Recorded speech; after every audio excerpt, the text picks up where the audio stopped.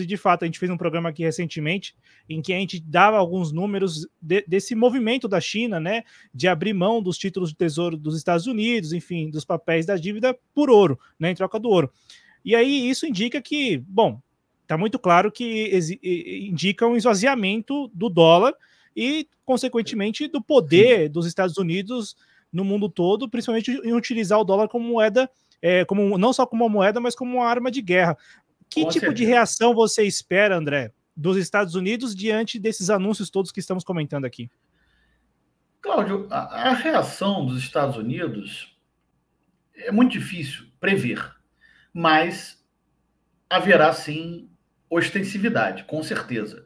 Porque se nós resgatarmos algumas alternativas mais modestas do que essa do BRICS, como, por exemplo, quando Muammar Gaddafi, então presidente da Líbia, propôs a criação de uma moeda africana para a União Africana e rapidamente foi fomentada pelos países ocidentais uma guerra civil na Líbia que derrubou Muammar Gaddafi e desbaratou completamente aquela ideia, aquela iniciativa que seria posta em prática de uma moeda para a União Africana. Hoje, essa iniciativa de uma moeda comum para a União Africana está prevista somente para 2031.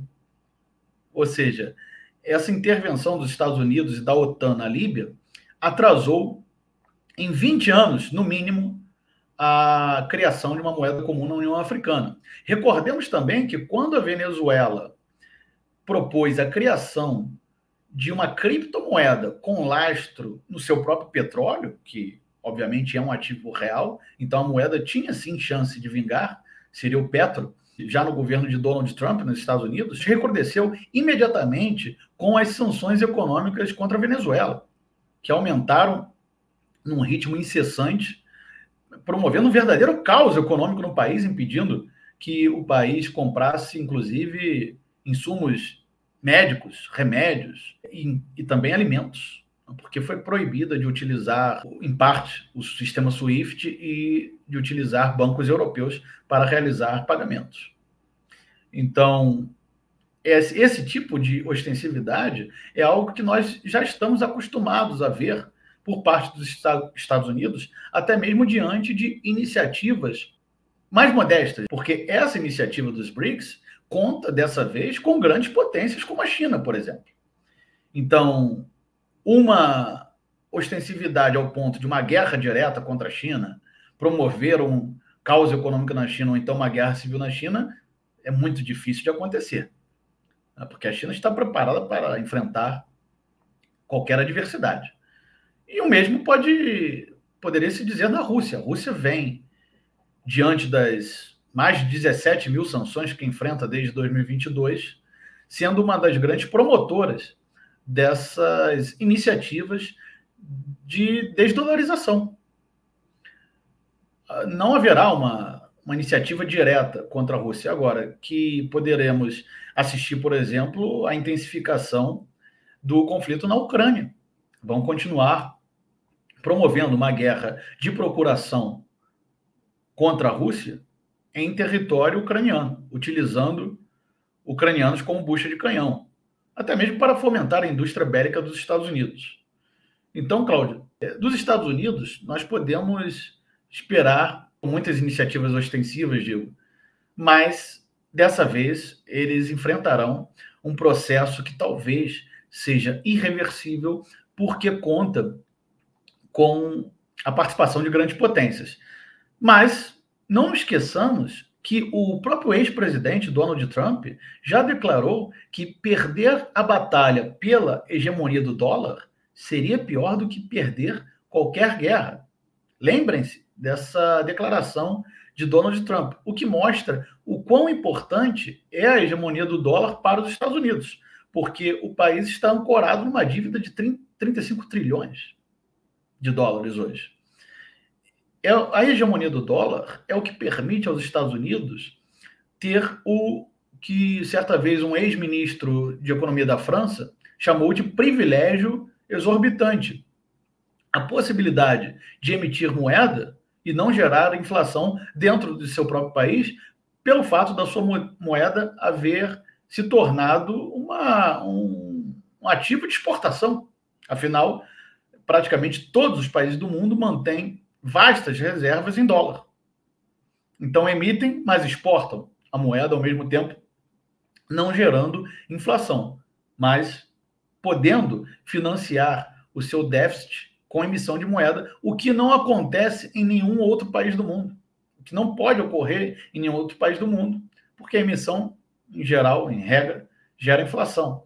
Então, por isso, esse privilégio exorbitante será uma das grandes batalhas que assistiremos no século XXI, a batalha pela hegemonia do dólar, pela manutenção desse privilégio exorbitante. Mas dessa vez, os Estados Unidos vão enfrentar grandes desafios. André, você falou antes sobre outras iniciativas, né? Tem a Unity, né? A Unity que nós estamos comentando aqui, a Unity, mas também tem a BRICS Bridge e também o BRICS Pay.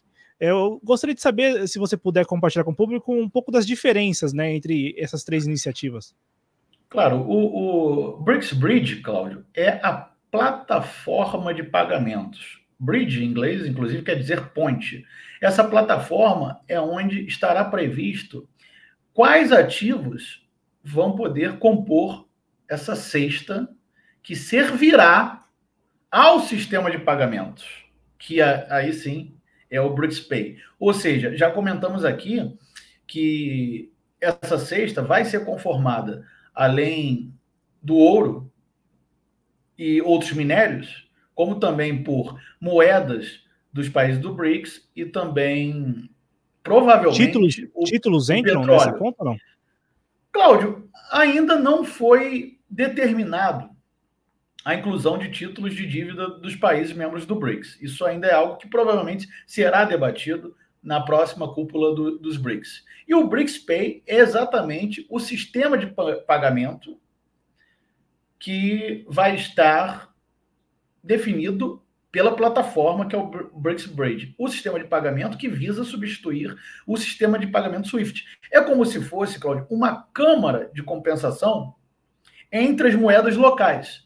É o sistema de pagamento que vai permitir que as trocas comerciais sejam realizadas em moedas locais sem a necessidade de compensação em dólar. Ou seja, pode beneficiar, inclusive, países em crise, como a Argentina, por exemplo, que não possui vastas reservas em dólar, mas que, pelo fato de exportar muitos ativos de agropecuária para a China, possui reservas em yuan, por exemplo. Então, vai permitir essa troca em moedas locais. Claro que os países não serão obrigados, no sistema de pagamentos BRICS Pay, a aceitar todas as moedas. Por exemplo, é muito difícil. A Argentina não está no BRICS. Javier Milei negou a entrada da Argentina no BRICS. Inclusive, fez um favor aos BRICS. Mas vamos supor que a Argentina estivesse no BRICS. Os países não são obrigados a aceitar o peso na Câmara de Compensação para o pagamento, mas poderiam, na negociação, aceitar o yuan, por exemplo.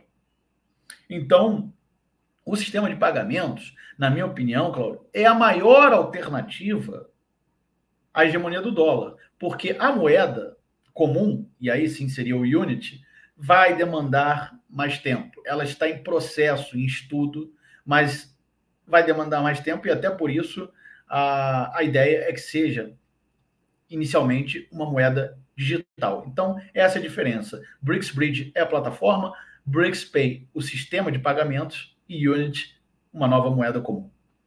Cláudio Porto. Muito obrigado, André Nunes, pelas explicações, pelos esclarecimentos. Agradeço demais a você. Quem quiser encontrar o André Nunes nas redes sociais, procure por André Nunes _RJ. André Nunes _RJ é o arroba dele, assim como também tem o canal Conversando com o André Nunes e no Telegram o portal do André Nunes. Muito obrigado, André. Abraço, viu? Eu é que agradeço, Cláudio. Obrigado. Valeu, gente. Muito obrigado. Até a próxima.